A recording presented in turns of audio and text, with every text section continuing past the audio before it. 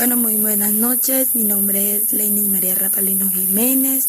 Soy del grado 10º y hoy les vengo a hablar sobre un tema muy interesante que yo sé que a más de uno le causará inquietud o les causará en su defecto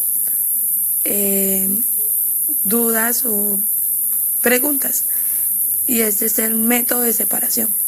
El método de separación consiste en separar objetos grandes o elementos de otros. Un breve ejemplo sería el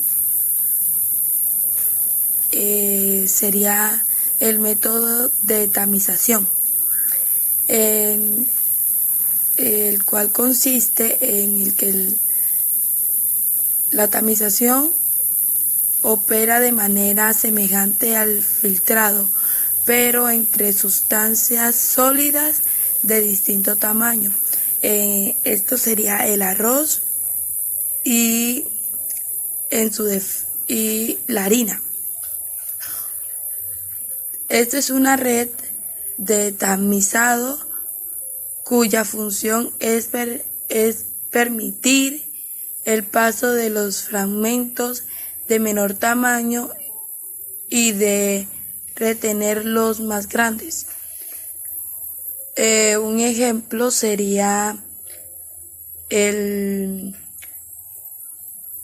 de arroz y la harina, filtrarlos por un colador o en su defecto la tierra con piedras, colarlas por un colador o en su defecto también podríamos utilizar una media velada, que es algo delgado y que permitiría que coláramos ese elemento o esa propiedad. También tenemos otro método que es el método de la cristalización. La cristalización es un método ideal para separar sólidos disueltos en líquidos, por ejemplo, el agua y la sal o el azúcar y el agua. Consiste en evaporar el líquido hasta obtener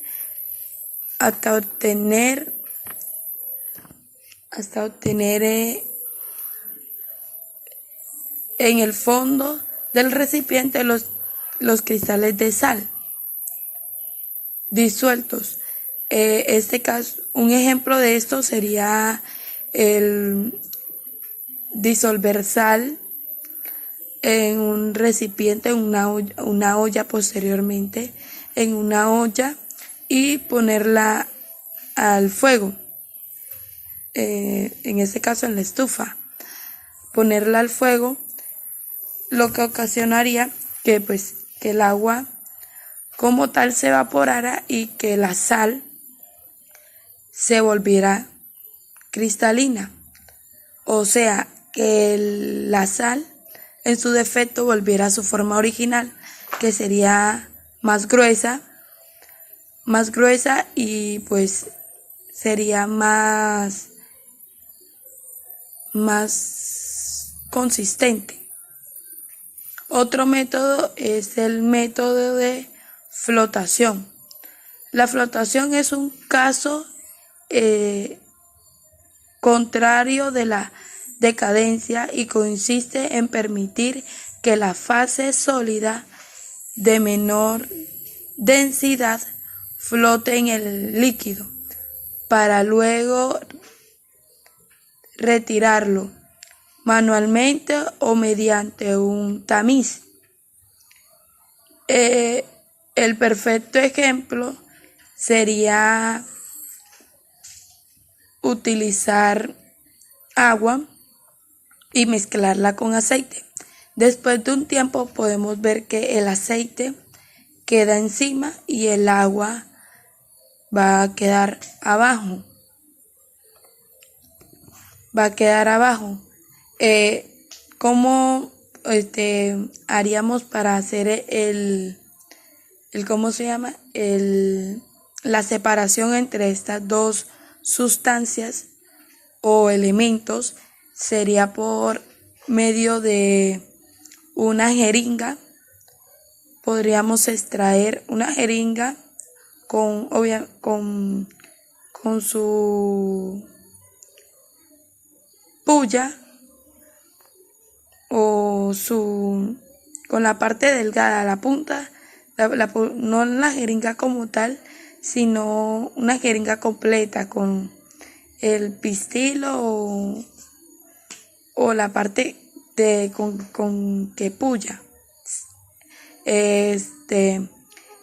Sacaríamos toda el agua y posteriormente obtendríamos solamente el agua, y lo que ocasiona que el aceite quede en la superficie del vaso. Bueno, gracias, espero que les haya gustado este tema, que Dios los bendiga y que pues hayan entendido, y bendiciones.